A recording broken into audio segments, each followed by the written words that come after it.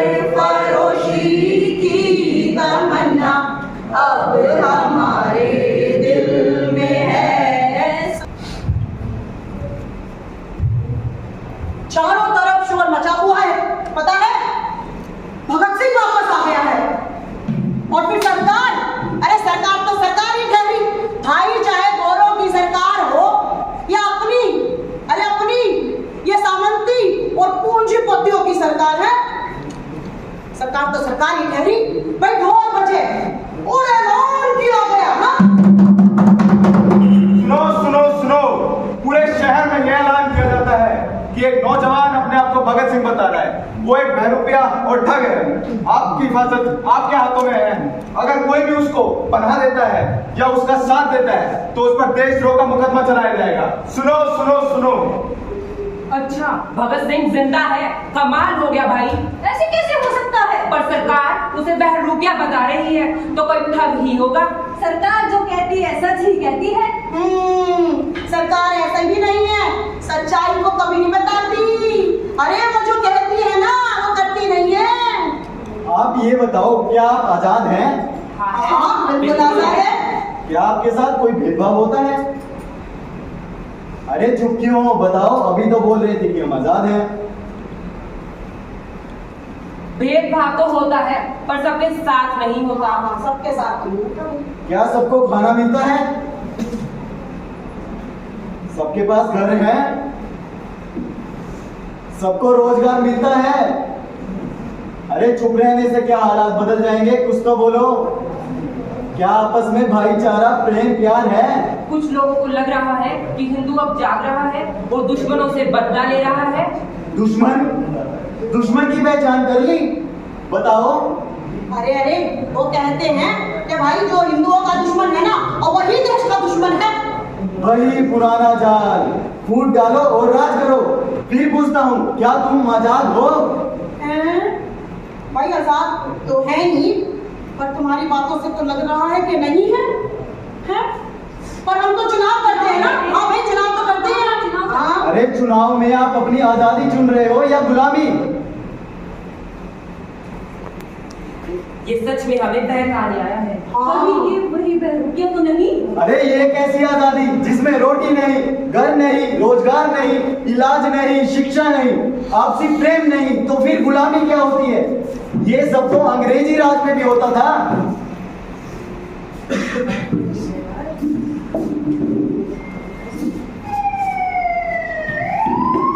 अरे भगत सिंह गायब हो गए। नहीं नहीं अंदर ध्यान हो गए। अरे मुझे तो लग रहा है कि वो पता नहीं कभी नजर भी आएंगे कि नहीं। क्या कभी दिखाई देंगे? हैं?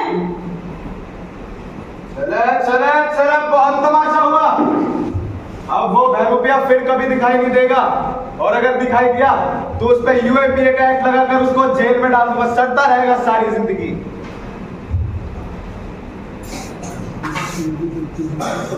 ये भगत सिंह वही है ना, टोपी वाला? हाँ हाँ वही मूंछों वाला।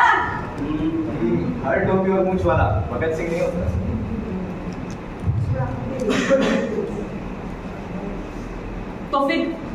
तो फिर वो जिसने लाला लाजपत राय के हत्यारे सैंडर्स को मारा था? हाँ हाँ पार्लियामेंट में बम भी तो फेंका था। बम पिस्तौल तो कोई भी चला सकता है। वो भगत सिंह तो कुछ और ही था। फिर कौन था भगत सिंह? क्या करता था और वो क्या चाहता था? एक छोटा बच्चा, नादान, बेहद शरारती, मजाकिया, अपने माता पिता के साथ जलियांवाला बाग गया। जलियांवाला बाग के शहीदों की याद में अपनी मुट्ठी में मिट्टी भर कर लाता है।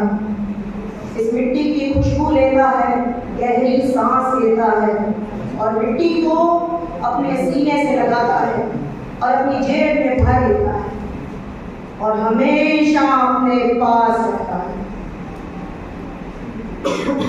जवान होता है तो क्रांतिकारियों में शामिल हो जाता है। दुनिया भर की क्रांतियों और क्रांतिकारियों के बारे में पढ़ता है, अपने साथियों से बहस करता है और खूब मजाक करता है। खाने की चीजों पर हाथ साफ करता है और मौका मिलते ही शैतानियां करता है। पर्चे लिखता है, लेख लिखता है, चार भाषाओं, उर्दू,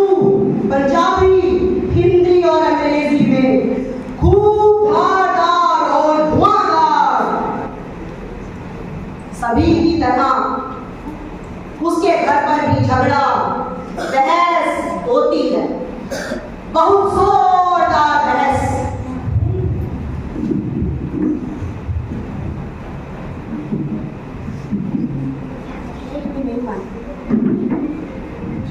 माँ, कितनी बार एक ही बात कहूँ, मैं वही कर रहा हूँ जो मुझे करना चाहिए। ये ऐसे हमारी ना कोई चिंता नहीं है, तुझे हमारी कोई परवाह नहीं है। लिखता है, लेख लिखता है, 4 भाषाओं उर्दू, पंजाबी, हिंदी और अंग्रेजी में, खूब धारदार और धुआंधार। सभी की तरह उसके घर पर भी झगड़ा बहस होती है, बहुत जोरदार बहस।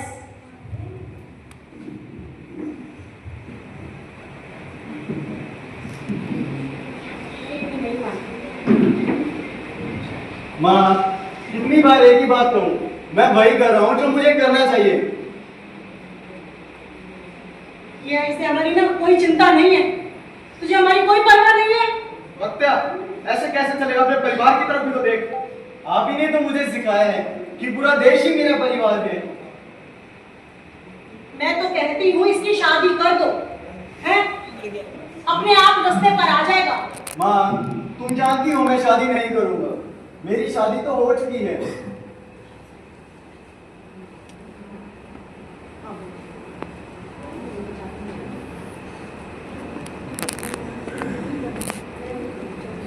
माँ, तो वीरे ने ब्याह नहीं करना तो नहीं करना, मैंने भी नहीं करना। हैं?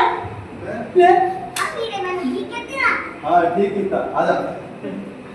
बोल इनकलाब जिंदाबाद। इनकलाब जिंदाबाद।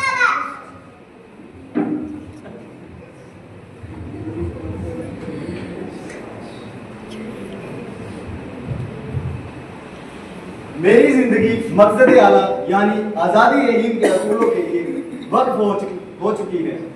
इसलिए मेरी जिंदगी में आराम और दुनियावी ख्वाहिशात बाइशे कसीस नहीं है। माँ, आपको तो याद होगा कि जब मैं छोटा था तो बापूजी ने मेरे यगोब ईद के समय ऐलान किया था कि मुझे खिदमत वतन के लिए वक्त कर दिया गया है। लिहाजा मैं उस वक्त की प्रतिज्ञा को पूरी कर रहा हूँ। उम्मीद है आप मुझे माफी फरमाएंगे। आजादी का सपना क्या था? क्या ये वही आजादी है जिसमें हम सब जी रहे हैं? इस देश की बागडोर संभालने वालों ने आजादी के सपने के साथ धोखा किया, और आज तो बागडोर ऐसे हाथों में आ गई है जिन्होंने आजादी के आंदोलन में भाग भी नहीं लिया, उल्टे इसका विरोध किया और अंग्रेजों का साथ दिया। बचाओ, मुझे बचा लो इन गुंडों से। ए रबंगो, क्यों परेशान कर रहे हो इसे? आज ये बचेगी नहीं। आज तो इसका इलाज कर देंगे। अरे भाई, बात क्या है? साफ साफ बताओ। हमारे नेता को गाली देती है। मैंने कोई गाली नहीं दी, मैंने सच्चाई बताई है। सच्चाई तो मैं बताऊंगा। भाई ठीक ठीक बताओ, बात क्या है? मैंने तो बस यही कहा था कि वीर सावरकर कोई वीर नहीं है, उसने अंग्रेजों से इनाम लिया और माफी भी मांगी। देखो देखो, अब आपके सामने भी गाली दे रही है। भाई ये सच्चाई तो सारी दुनिया जानती है। सावरकर ने माफी मांगी थी, और एक बार नहीं 6 बार मांगी थी। बोलो। ये झूठ, ये सरासर झूठ है। ये झूठ नहीं है, चाहे तो सरकारी दस्तावेज चेक कर लो, जब किताबों में भी लिखा है। चाहे तो गूगल से पूछ लो। भैया गूगल से पूछ लो। सावरकर पेंशन नहीं, इनाम नहीं, पेंशन लेता था हर महीने 60 रुपए, और यदि आज के हिसाब से कीमत अगर मापी जाए तो पूरे 2,75,000 रुपए। ये सच नहीं हो सकता, और हमारी शाखाओं में तो ये बताया भी नहीं जाता। खुद का अपना दिमाग लगाओ, खुद भी तो अकल लगा सकते हो। ये लो, भगत सिंह की किताब पढ़ो, और ये शाखाओं पर बैठे उल्लू बनना छोड़ दो।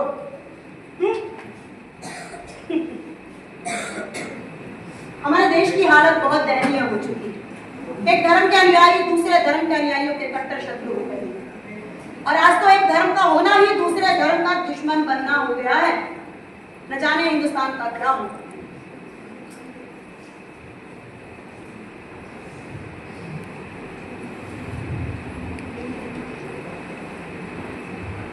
रे बहुत तेज लगता है। बोल जय श्री राम। जय हिंद। बोल जय श्री राम। जय हिंद। चलो बोल जय श्री राम। जय हिंद।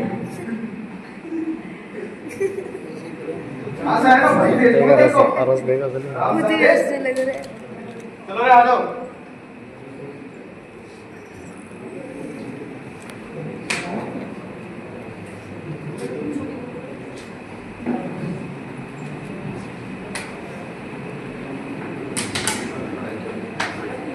खाली होटल दे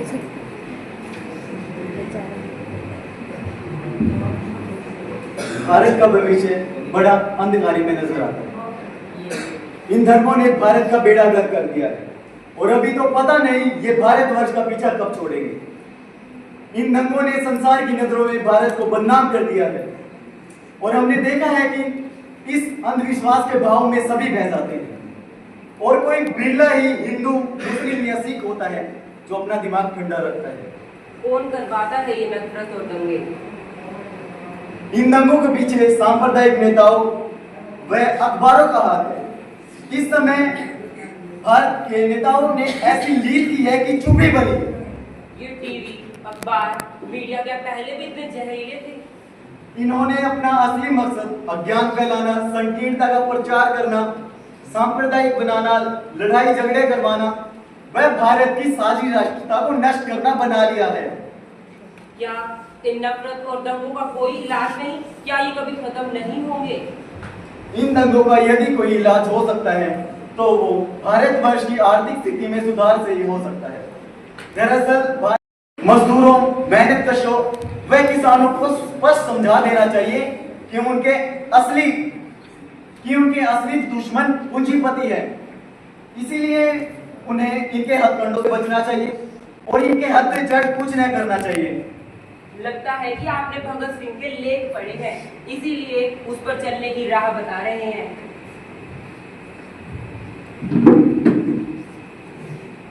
सन 1929 भारत गुलामी की जंजीरों में जकड़ा, देशवासियों की आवाज को दबा दिया गया था। हुकूमत के खिलाफ बोलने वाले या तो सलाखों के पीछे थे या शहीद हो चुके थे, लेकिन कुछ नौजवान थे जो डरते नहीं थे, जो लड़ना चाहते थे। इन नौजवानों में सबसे आगे थे भगत सिंह, बटुकेश्वर दत्त और उनके साथी। इन वीरों ने एक ऐसा कदम उठाने का निश्चय किया जिसने पूरे देश को झकझोर दिया। ये था एक धमाका, एक गूंज, एक संदेश। इंकलाब जिंदाबाद, साम्राज्यवाद मुर्दाबाद। इंकलाब जिंदाबाद, साम्राज्यवाद मुर्दाबाद। भगत सिंह, बटुकेश्वर दत्त, तुम पर आरोप है तुमने सेंट्रल असेंबली में बम फेंका है। क्या तुम अपना अपराध स्वीकार करते हो? हम इनकार नहीं करते। हाँ, हमने बम फेंका, लेकिन किसी को नुकसान पहुंचाने के लिए नहीं, बल्कि सोई हुई जनता को जगाने के लिए। माय लॉर्ड, जनता का जगाने के लिए बम फेंका? ये कैसी देशभक्ति है? बम केवल एक चेतावनी थी, हिंसा नहीं। इनकलाब जिंदाबाद, साम्राज्यवाद मुर्दाबाद। जनता को जगाना ही था तो अहिंसक रास्ते क्यों नहीं अपनाए? याचिका दायर क्यों नहीं की? याचिका? जलियांवाला बाग हत्याकांड के बाद कितनी याचिकाएं भेजी गई जानते हैं आप? और ब्रिटिश हुकूमत ने क्या किया? कुछ नहीं। और अब ये पेटिशन का नहीं, क्रांति का समय है। तो तुम मानते हो तुम क्रांतिकारी हो? हाँ, हम क्रांतिकारी हैं, लेकिन आतंकवादी नहीं। हमारी क्रांति न्याय के लिए है, उन करोड़ों लोगों की आजादी के लिए जो ब्रिटिश हुकूमत के जुल्म सह रही है। इंकलाब जिंदाबाद, साम्राज्यवाद मुर्दाबाद। बस बहुत हुआ। भगत सिंह, बटुकेश्वर दत्त, अगर तुम अपना अपराध स्वीकार करते हो तो दंड के लिए तैयार रहो। बहुत बहुत मेहरबानी, हम अपने देश में मरने के लिए पहले से ही तैयार हैं। आप हमें तो मार सकते हैं, लेकिन हमारे विचारों को नहीं।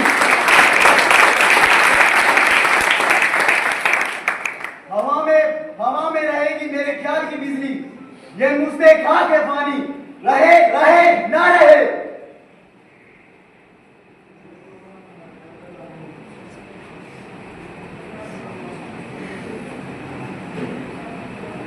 भगत सिंह, सुखदेव, राजगुरु को फांसी देने के लिए अंग्रेज अपने ही बनाए नियमों का पालन नहीं कर सकते। उनको 24 मार्च की सुबह सवेरे फांसी देनी थी, लेकिन 23 मार्च की रात को ही उनको फांसी दी। भारत पर सरफरोशी की तमन्ना अब हमारे दिल में है, देखना है जोर कितना बाजुए का दिल में है।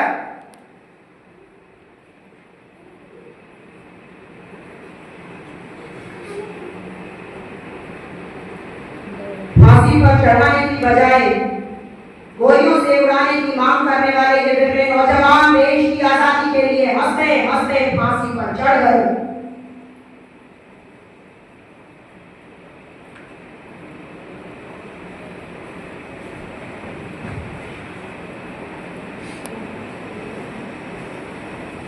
भगत सिंह जिंदाबाद। तुम क्या सोच रहे हो यही कि मैं भगत सिंह जीवित कैसे हूं? मेरे घर वालों से पूछो जो आज भी मेरी आस लगाए बैठे हैं। मेरे दोस्तों से पूछो जो जीवित बचे हैं। आज भी कितना खुश होंगे वो मेरे आने से। मुझे चाहने वालों से या मुझसे प्यार करने वालों से पूछो, उनके दिलों की लौ आज भी जली हुई है। किस किस माँ के हाथ में आज भी मेरे लिए निवाला है, और वो किस कदर मुझे फांसी के तख्ते से पहले ही कहीं दूर ले जाना चाहती थी। बताओ, क्या मेरी अनगिनत माओं ने आस छोड़ दी होगी? धरने देते किसानों से, लाठियां खाते नौजवानों से पूछो, जुलूस निकालती महिलाओं से सवाल करके देखो, वह देश का बोझ उठाते मजदूरों से सवाल करके देखो तो बता देंगे कि मैं उनके सपने में जीवित हूं। बताओ, कितने नौजवान लड़के और लड़कियां हैं जो हर समय अपने दिल में, अपने दिमाग में, अपने विचारों में, अपने तर्कों में, वह अपनी भावनाओं में मुझे अपने साथ पाते हैं। अपने गीतों में, वह अपनी कलाओं में मुझे कभी नहीं भूलते। और तो और तुम्हारी यह व्यवस्था जब उन्हें जेल में डालती है तो भी वह यही कहते हैं कि हम भगत सिंह की राह पर चलते हैं। कोई हमें नहीं डरा सकता, कोई हमें नहीं झुका सकता। तो फिर तुम कैसे सोच सकते हो कि मैं जीवित नहीं हूं या मैं जिंदा नहीं हो सकता?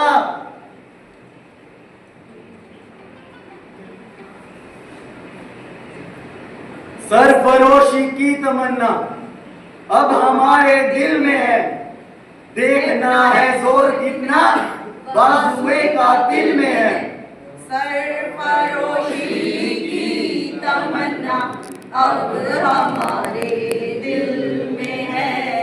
सरफरोशी की तमन्ना अब हमारे दिल में है। देखना है जोर कितना बाजुए का दिल में है। सरफरोशी की तमन्ना अब हमारे दिल में है। सरफरोशी की तमन्ना अब हमारे